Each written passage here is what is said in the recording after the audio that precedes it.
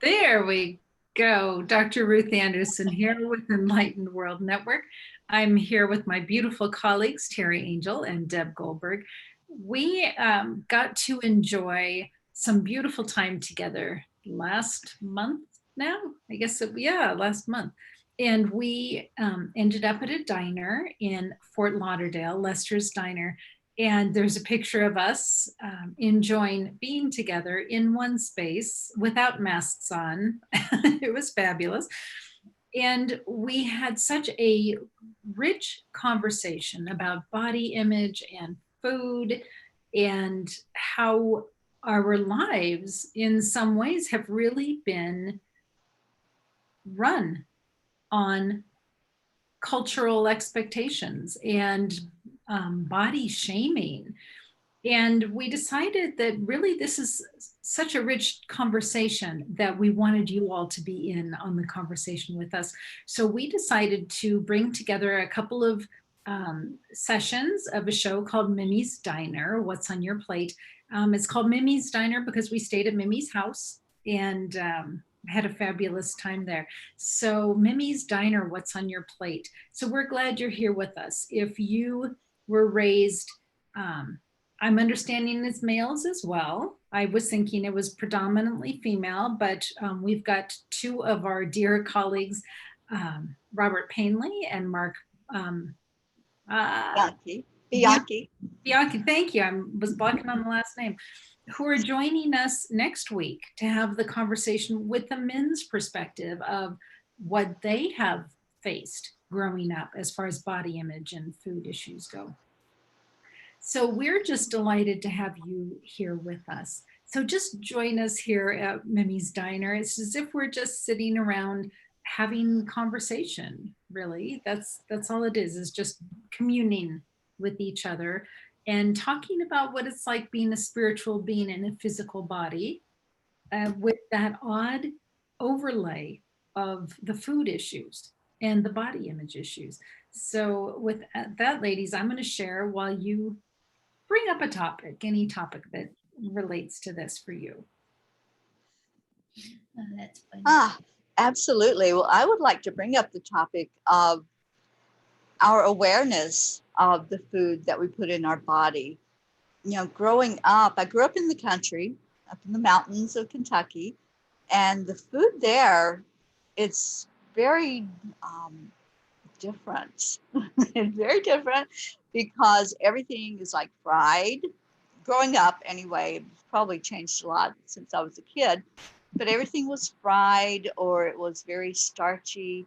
We had our own garden, so we grew a lot of the food, but the potatoes, corn, all of that was a staple, you know, beans. So now it's like I've had to really come to understand the nutrition in food more to feed the physical body. And that's so important. It's important to our spirituality, actually, to pay attention to what we're putting in our bodies.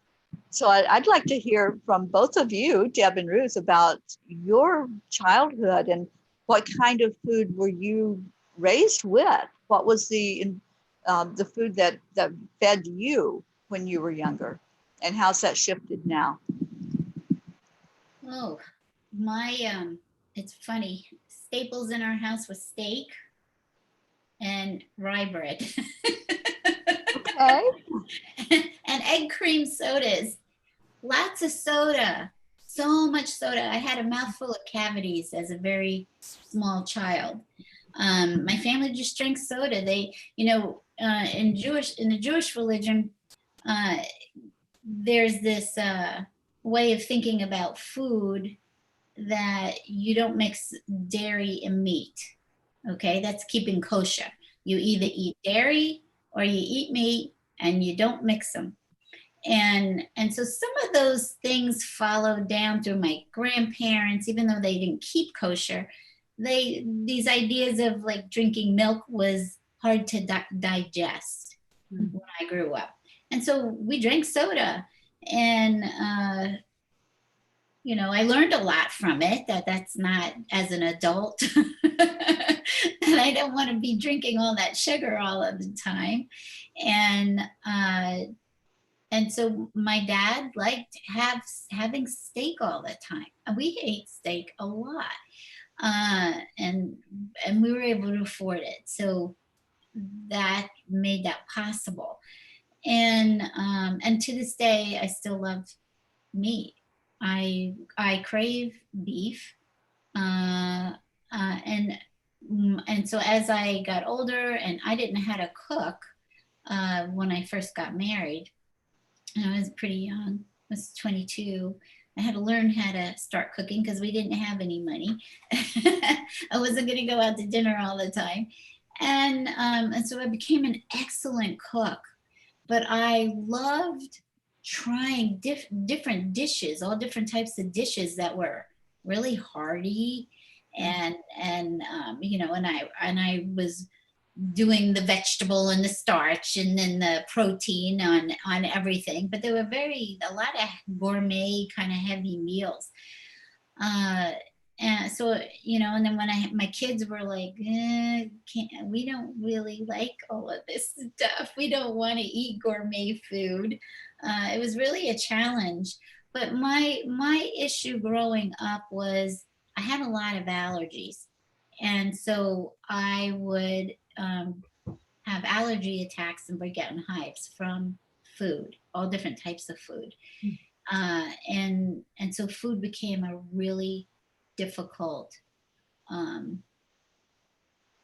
difficult issue for me, because then as I got older, it was becoming, am I going to gain weight from what I'm eating? So there was this constant battle of, am I allergic to this? Am I going to get sick, or am I going to gain weight? And so everything became this mental occupation of focusing on food. And until recently, you know, I've done a lot of work on this spiritually.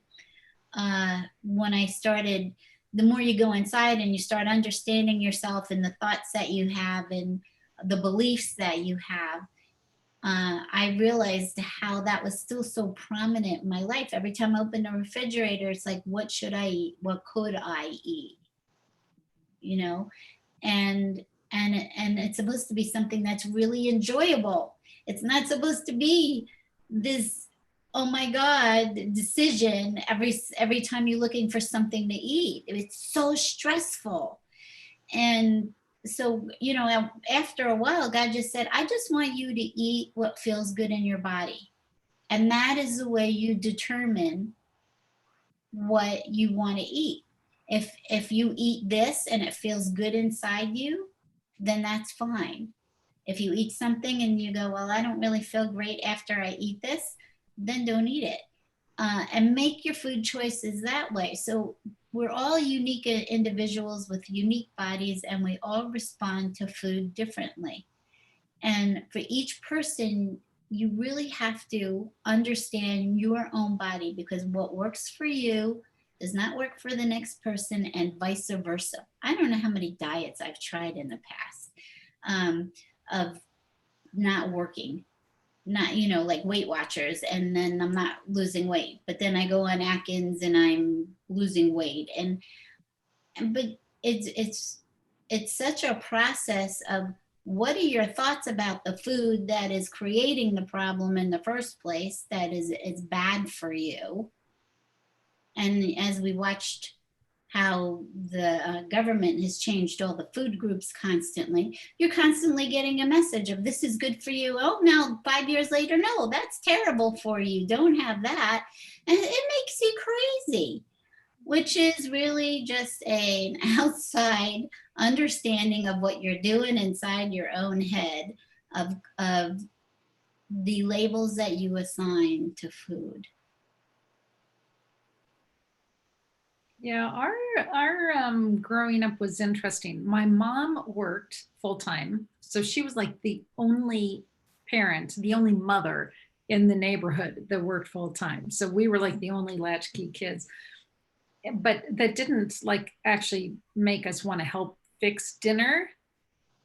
And that oddly wasn't the expectation, right? She would come home from working all day and then make dinner for all of us.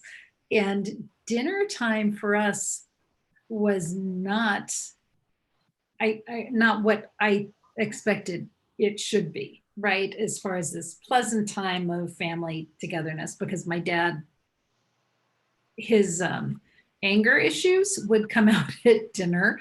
And so that's, if anybody was going to get spanked, it was at the dinner table, and it was after dinner. So you had to like suffer through the whole meal. And then, you have the big get down the handmade paddle and, take care of business after dinner. So dinners for us, there wasn't a lot of kid conversation at all. My mom and dad would talk, and the rest of us would kind of try to disappear. But my mom would tend to cook healthy foods, but there was all kinds of junk food around the house. We had the candy drawer. There was always like some kind of cake or pastry or something. And my dad, God bless him, would eat it for breakfast. And when I would say, Dad, you're having pie for breakfast? He'd say, well, it's better for me than a donut. And I'm thinking, well, that's probably true. That's probably true. But I think, and lots of pop. I mean, Pepsi, there was so much Pepsi in our household. But I had learned going into middle school to go with diet sodas.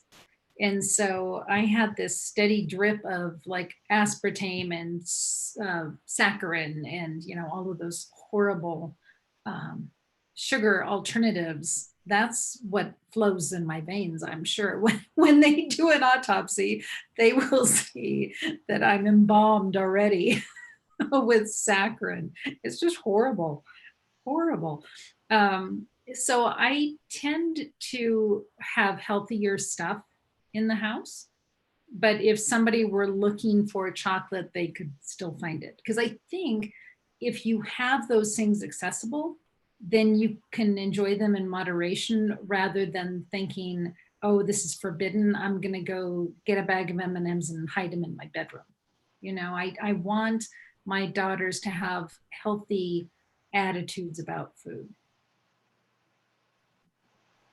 It is amazing the stories that we come up with of what food is. And I was thinking while you were talking, Ruth, did we grow up in the same household?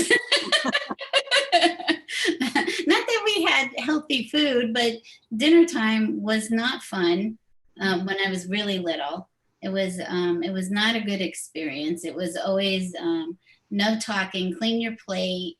There wasn't any conversation. And it was a very difficult time too. Like you're talking that your dad was angry, so was mine. And so these stories really just penetrate us about how we start looking about food and what does it mean to sit down to a family meal, and what do I create? And so I think it's so important as we're talking about these stories of what we came up with is learning how to, let's start a new story. Let's change a new story about how we look at food rather than going back to what we've come up with, because most of us have not come up with a great story about food. How about, you need to finish your plate because there's people starving in another world, right, another part of the world, and and you're not being thoughtful because you didn't clean your plate. So many things about wasting food. So I know that throughout my life, I always felt like I had to finish my plate. Like if I left anything on it, it's not okay, because that was put in there. That I sucked that up and believed it. Rather than say, no, if I don't want to eat anymore and it's okay. Instead of feeling, I remember eating at times in my life where I felt so stuffed that I could hardly move after. Like you want to open your pants up because they're too tight. And just different phases in my life of what am I doing? Why am I doing that? And that was a lot of feeling stuffing. Is like the food, watching all the foods, the feelings that you're not dealing with, and giving yourself permission to change the way that you are, to look at food, takes a lot of work. Yeah, let's go back to that. You can't leave the table till you've cleared your plate. Mhm. Because of that, I won't drink milk. Because having to drink old warm milk, but the other thing it did, it taught me how to lie and cheat. Mhm. And you would go from the kitchen through the living room to the bathroom. And I got to the point that the only thing you could do is either hide food in your napkin and then go flush it, or put it in your mouth and then go spit it out in the toilet. But we would literally have to sit at the table for like an hour, hour and a half because we wouldn't eat our food. And finally, my mom would just go, okay, fine, fine, because we weren't going to eat all of it that they had put on our plates. Right. Did you, Teri, with all those kids in your household, did you get that kind of thing too? No, I didn't. We weren't made to sit at the table until we finished our plate. You know, we ate what we wanted to eat off the plate, and then that was it. But there was always that energy of don't waste it. You know, don't waste anything because food's scarce. You know, growing up, and like I said, we grew our own food, but also if we didn't finish our plate, it went to feed the animals. We had animals on our farm, so it fed the pigs or whatever animals were there. So we didn't have that. So I never grew up with that, you know, finish everything that's on your plate. And so I'm glad that I didn't have that actually, because that has followed me. You know, I don't, when I eat till I'm done, you know, till I'm satiated and satisfied. Um, so that hasn't been an issue. It's just eating the wrong foods has been the issue for me, or eating them fixed the wrong way. You know, the deep fried, um, lots of breads, lots of all that stuff that fattens you up. You know? So that's been my challenge through my adult life is having to learn what works best in my body. And like you said, Deb, we all react to food differently. You know, our bodies are all different. So what works for me may not work for you. And if I just ate whatever I wanted to eat, you know, I wouldn't be able to fit through the door because I love all food. There's very little food that I don't enjoy eating. So for me, it's been a discipline thing my whole adult life is, you know, and I've done the dieting too, Deb, the Weight Watchers, all of it, the whole spectrum. And so now I eat very healthy for the last 2 years now, I think. I cut out all the things that I knew weren't working for my body. So I don't have those. And that's a conscious decision I made, and I stick to it as a commitment.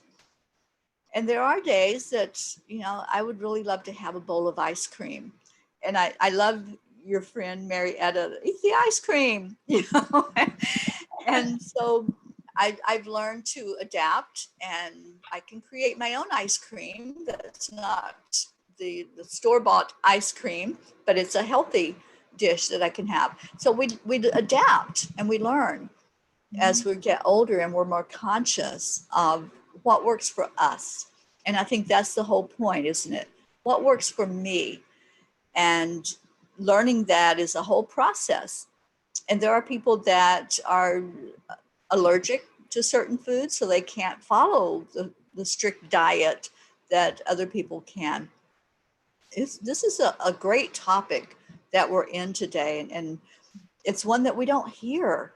You know, I've never turned on a Facebook Live and heard this being discussed and being discussed openly, where we can look at all aspects of food, whether it's that feeling of scarcity, or, you know, it's not good for you, or whatever it might be. So I really enjoy being able to come on and talk about this. And I'd like for our audience, anyone that's on there, if you want to weigh in and let us know, you know, your thoughts as we're having this conversation.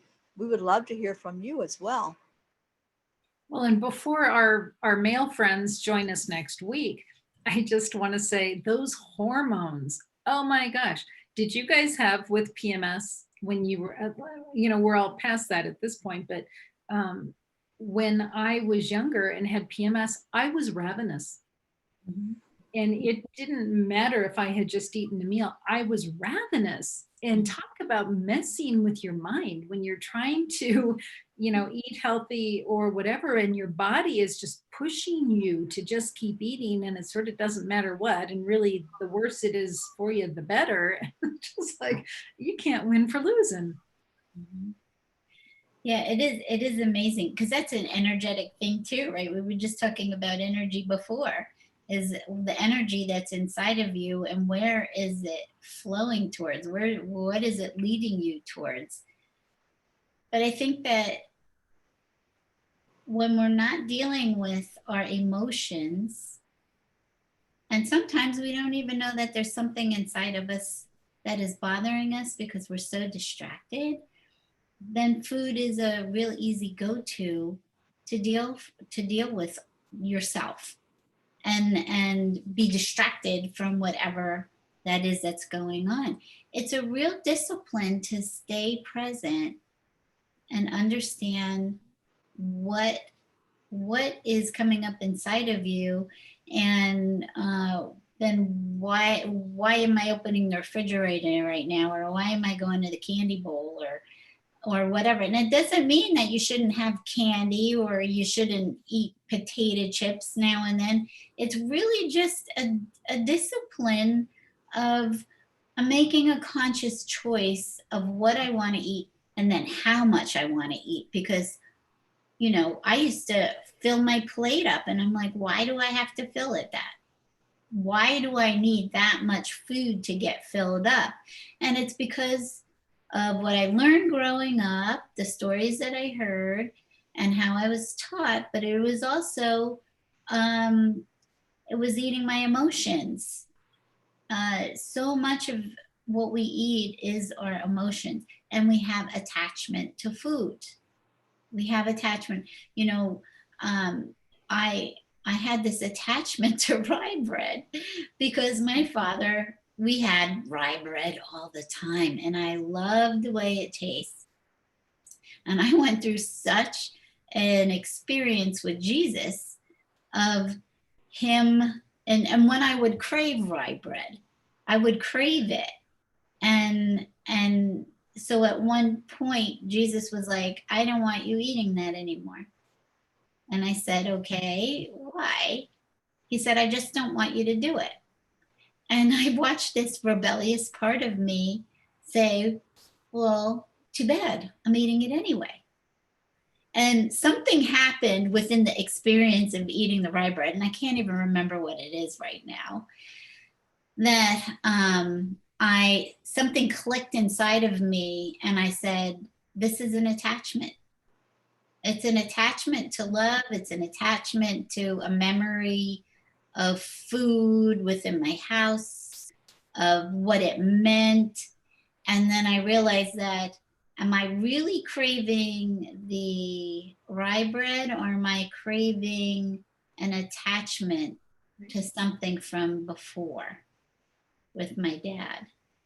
The emotions of it. The emotions of it. And so when you're staying present, you can catch all of those things.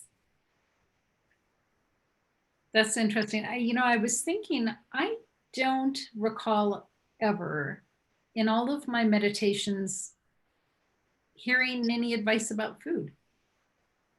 I have conversations. You I have have conversations about it because it was so frustrating to me that I was so preoccupied about what I could eat, what I should eat, that it was very frustrating. And so part of my belief system had to also shift in, I don't have to get sick from things that I eat anymore. I'm not that little girl that's allergic to everything. I still have some allergies, but not like I did as a child. And I can let go of that.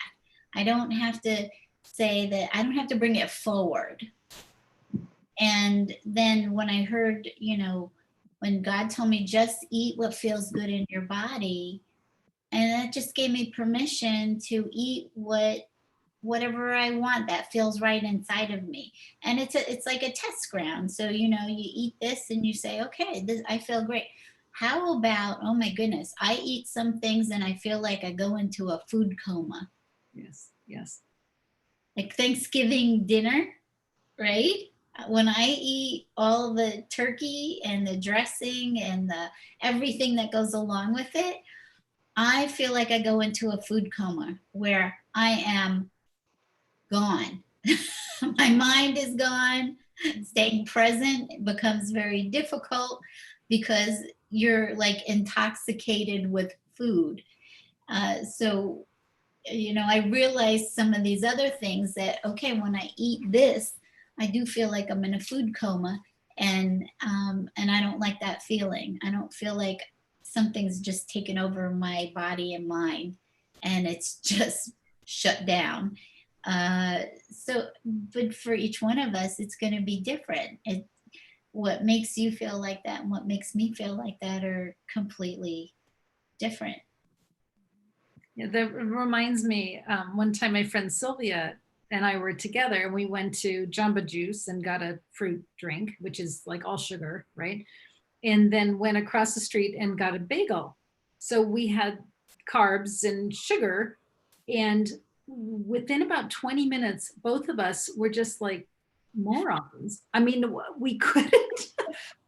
And we saw it in each other, and it was like, this is the weirdest physical reaction that neither one of us could complete a sentence. And it took a couple hours to like get it out of our system. It was fascinating, really. I won't ever do that again. Weird. Yeah, I haven't, in like I said, in a couple of years now, but I have watched my friends, you know, they'll eat like the big piece of pie, and then all of a sudden they're just like flying off the wall, like bouncing around, and I'm like, I'm so glad I don't do that anymore. Is that It's just an the sugar? interesting feeling. Yeah, it's the sugar doing that. Mhm. Well, and don't they say that's the sugar is one of the biggest drugs or biggest addictive? It is. Yeah. It is. And I gave it up 2 years ago and I don't miss it. I don't miss it at all. So you don't do refined sugar, No, but you'll do like fruit. I do very little fruit. I do some. I do like berries, especially. They're very, they have antioxidant properties to them. So I do that. Um, yeah, I stay away from and anything that will turn to sugar in the body, like the starches, the the white foods, especially Mm. white potatoes, anything that's going to create that where my nutrition, my food that I'm eating isn't going to process well. I stay away from all of that. Do you feel like you're what's the word, I'm depriving yourself of anything? Not at all. Really? Not at all. From the very beginning, when I made the decision to change my whole nutrition, and I don't even consider it a diet. It's just a lifestyle that I choose. But from the very beginning, when I made the commitment, I knew that was it. I'm like, it's gone. You know, I don't even think about it anymore. In the beginning, it wasn't so bad. There were certain things that I did miss, like potato chips. I was a potato chipaholic, and I did love the potato chips, but I don't even miss them now. It's like, yeah, they don't do anything for me, and people can be eating them around me, and I'm okay with that. You know, people can eat a baked potato, and I'm fine that they're eating it, and I'm not. So no, I don't feel deprived at all. I feel very content with the food that I do eat, and I do eat. I eat nutritious, healthy, organic food, and I eat a lot of raw vegetables. I love celery, salads, so all of that. I struggle with getting enough protein because I don't eat a lot of red meat. I eat some red meat. I eat fish mostly is my protein, and I drink bone broth for protein, which is very healthy for the body as well. But no, like there's not a day that I feel deprived of anything. Yeah. Well, It's a commitment. so 2 years. 2 years. Yeah. But your skin looks radiant, which makes me think that you are eating well. Yeah. Yeah. Our bodies need healthy fat. And that's what a lot of people don't understand. The really good fat that you get from avocados, especially butter, real butter, not the fake stuff. Right.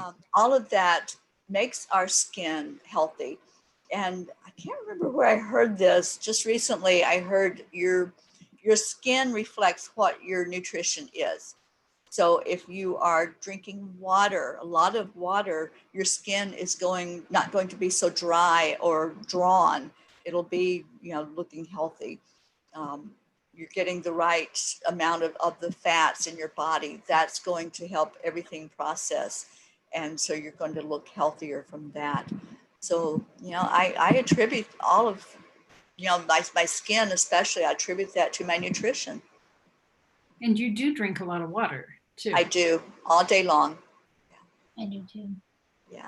And I've started a new routine now. In the mornings, I drink warm water with lemon. I drink a full glass of that before I even have my morning coffee or tea or whatever I drink afterward. How much lemon? Like a whole lemon? Like No, a wedge of lemon in a cup of warm water, not hot water, but warm water. And I drink that like immediately when I first get up. Yeah, beautiful. Yeah. I think it's really important. There's so many different ways of eating out there, like diets or regimens to follow. Right. And each person really needs to understand their own body and how they feel about particular foods within their body, how they look, how you get affected in certain ways. And so I think it's so individualized that it's important. I've tried all of those things. I mean, I do drink a lot of water, and I have other people that love drinking the lemon water. I've tried that, and it has to be what works for you. So it's nice to hear all of these different ways that people have gone about eating that works for them. It has to be yours. Mm-hmm. It has to be yours. And by connecting within, and even using your spiritual guidance to ask you, what is best for me to eat? Last week, I think I was normally I'd eat eggs in the morning or cereal, and I heard to eat oatmeal. All right, now oatmeal's not my go-to, but I was asked to eat oatmeal. And I said, okay. And it was wonderful. I had a good experience eating oatmeal. And so it's really listening to inside of yourself, because for somebody else, they'd be like, oh no, I'm not eating oatmeal. That's filled with carbs. But that's what I'm being asked to eat. That's what my body's telling me, what spirit's telling me I need to eat in my body right now. Maybe I have a deficiency of something at the moment, and it needs to be filled by that particular food. And once you also understand your body some more, like I know at times I'll start craving spinach, that I need some iron, and I'm having a craving for that because that's what my body's requiring at the moment, even if it makes no sense that maybe you're eating iron in other ways. So it is so personal and individual, and learning to trust your own being and what's inside of you giving you guidance to help you through all of these decisions, whether you should exercise, what kind of exercise. I've asked, about what kind of exercise. I'm told to dance. I need to dance for movement. All of these answers are inside of us. I love that you get spiritual guidance on that. The only time that I had any kind of a spiritual anything regarding food, well, actually, that's not true. two times about crab, which I think is really weird because that's like my, oh, I'm really going to spoil myself. I'm going to have crab, right? And living in Colorado, we don't get anything that's not frozen, right? Um, yeah, so two times I've gotten stories about that, and it ended up with the same conclusion, which was to not be eating animals. And I know, you know, we three all have our own differing opinions on that. It's just so interesting to me that that's the thing that I've gotten twice. Is one time I'd taken a bite of crab and I thought, oh, you know, I'm just going to be grateful. I'm just going to sit here for a minute and be grateful for the animal that gave its life that I could eat this. And in my mind's eye, I see this crab saying, "You're welcome. You're eating my leg." And it was like, okay, that just, now I want to go be sick because that just, so, you know, both times was just like, yeah, don't eat animals. And I don't know, that's just what I'm hearing. Y'all are hearing different things. It's fascinating to me. It's preference. Everybody has a different preference, and there is something meant specifically for you for whatever reason that is.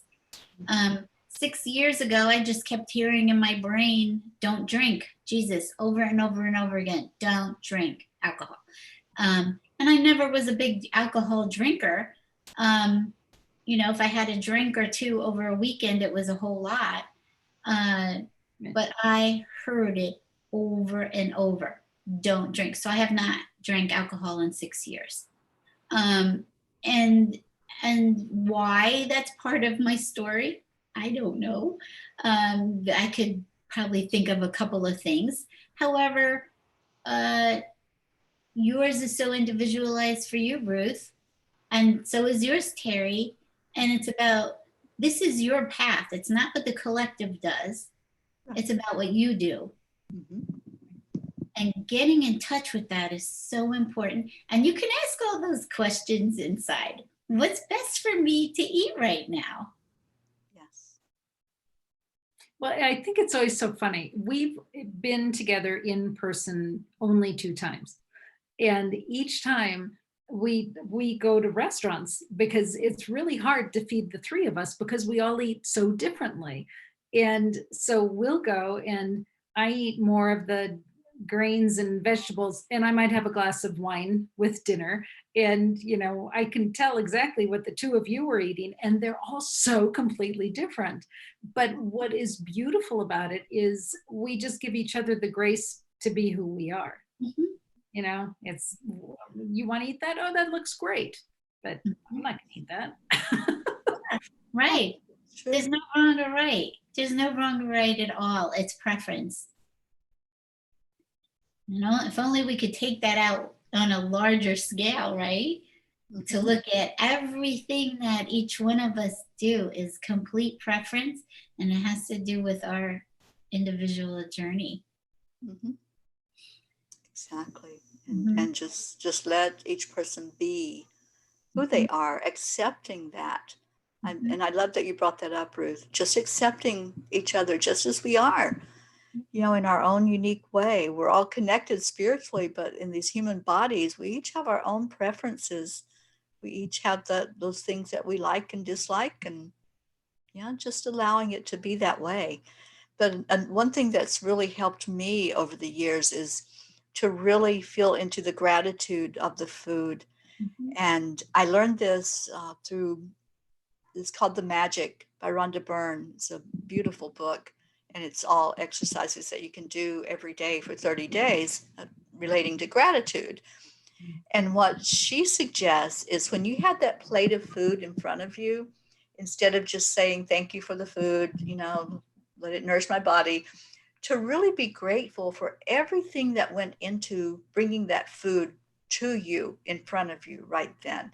Be grateful if it was a vegetable, be grateful for the seed that was planted, for it growing, for the water that caused it to really grow and survive, for the person that harvested it, be grateful for them. Every piece and part of what went into bringing that food to you, just really feel into the gratitude for all of it, not just that you have a plate of food in front of you. And I love that because it goes a lot deeper than just saying a prayer of gratitude for that food, but you're really going into acknowledging that it took more than just, putting it on a plate and setting it down in front of you.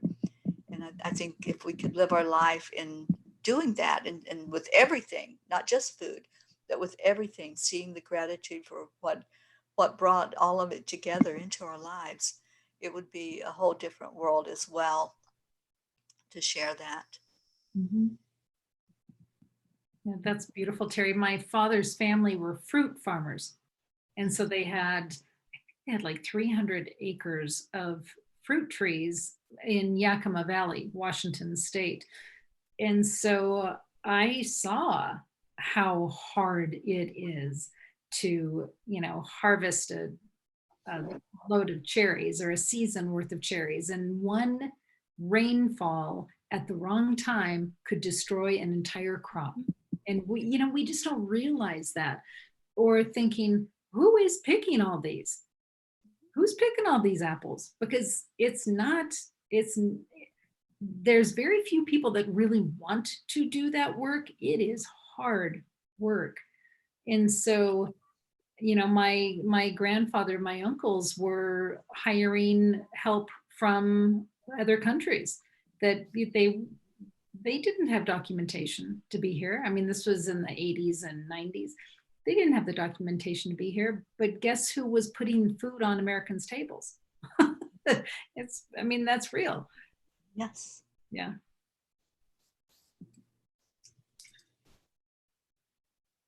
So I don't know, the whole food thing I think is fascinating. So you two have both been pregnant. I have not been pregnant. Was the whole food thing different for you, knowing that you were creating a baby inside of you?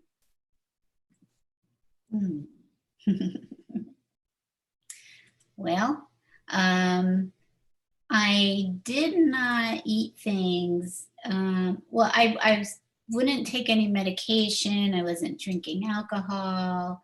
I did. I did.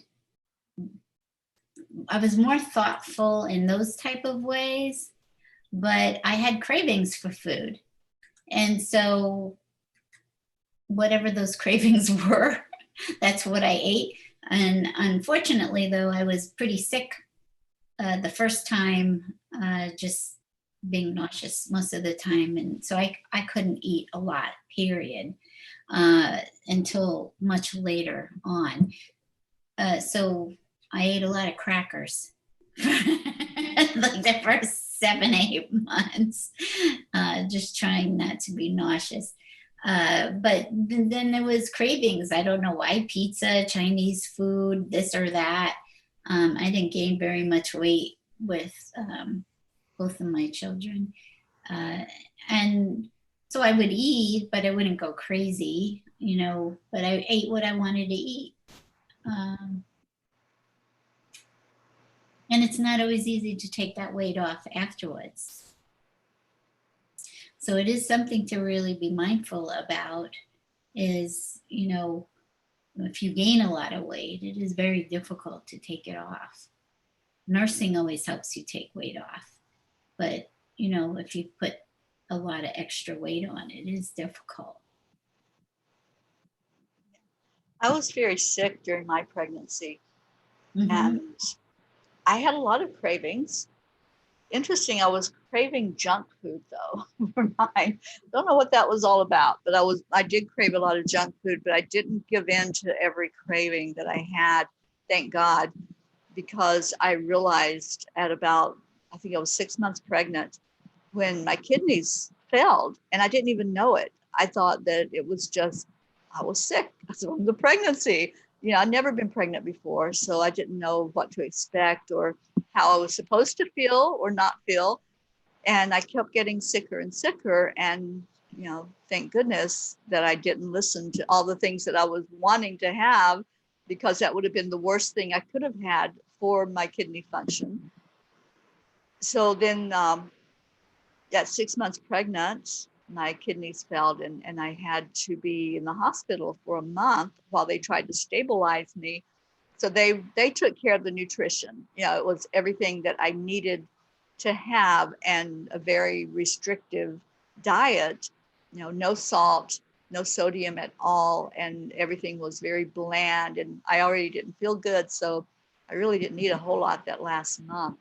But I was only pregnant for 7 months because she came early, and it was a tough time. That pregnancy was really tough. And yeah, but I do remember the cravings. I remember that for sure. And I know that's very common with people that are pregnant. And I think, like you said, Deb, it's important not to give in to everything and just let your body go, because it's important to keep the baby healthy. And your being healthy is going to help that. So, yeah, that's a good question, Ruth, and a good point to bring up about food. Well, I had heard this interesting thing that the foods that your mother is eating while she's pregnant with you are the foods that you're going to crave. Okay. I just think that's an interesting thing. Mm-hmm. I think what's so important is actually taking the stress off of eating and what food is and how do you enjoy it. Really enjoy the food, like you said, also be grateful for it without all of the other stuff attached to it, the emotions, that you're just eating also to sustain your life, and that, so it's not like, I don't even know how I want to say that, but you're eating substance to sustain your body, and how to do that, and really enjoy what you're eating, and not letting everything else become part of your meal. All the things that you don't want to deal with, all the things that, you know, that go into our decision making of when we decide on what we're going to eat. I have a funny story. When I was on a diet, I must have been on Atkins at the time. It was a long time ago, and I had a counseling practice, and we always had pharmaceutical reps bringing in food for lunch so that they could teach us about their medication and how to use it. And so there was always, food around. And so I think there was donuts on the table, and I came out from a session and I was walking through, and there was a Boston cream donut on the table, and I was like, oh, that's my favorite. It's mine right?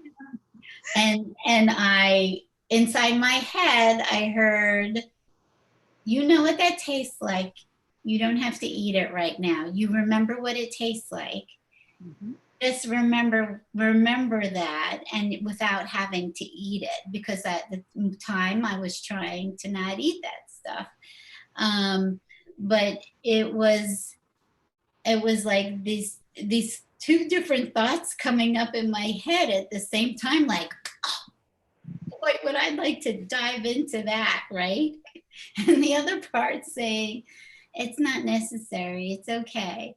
You can have that another time, but you made a commitment right now that you don't want to eat that. And you can just remember what it tastes like and make believe you're having it again in your mind. So mature of you. But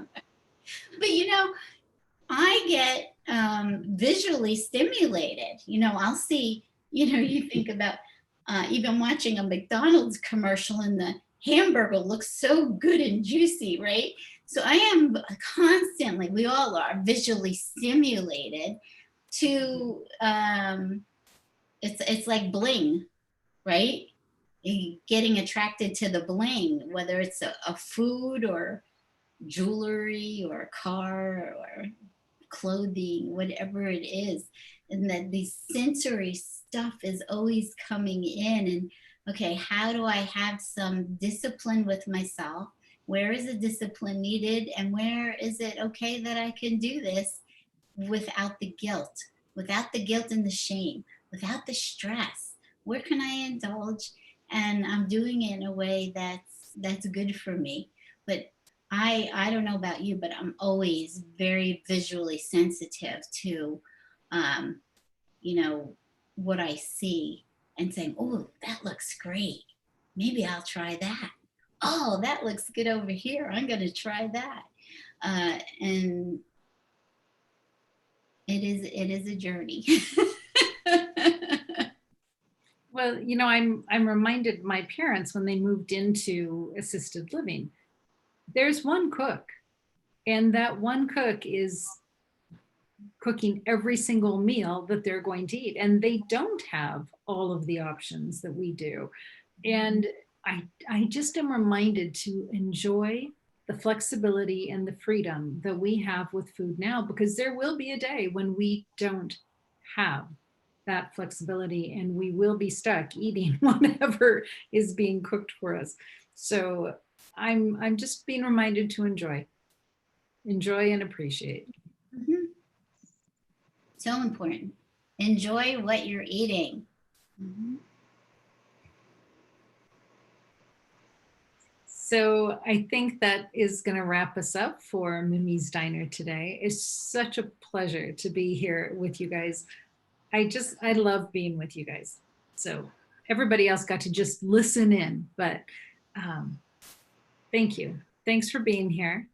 And if anybody wants to talk about body image, you know, being a spiritual being in a physical body, just reach out to us, Teri or Deb or I. We're obviously all going through the exact same things because here we are in our bodies, right? So much love to you. Join us next week if you want to hear the men's side of the view, side of their perspective on all of these issues.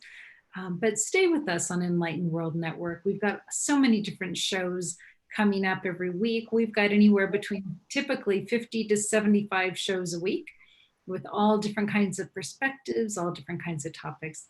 We're so glad you're here with us. So much love to each and every one of you.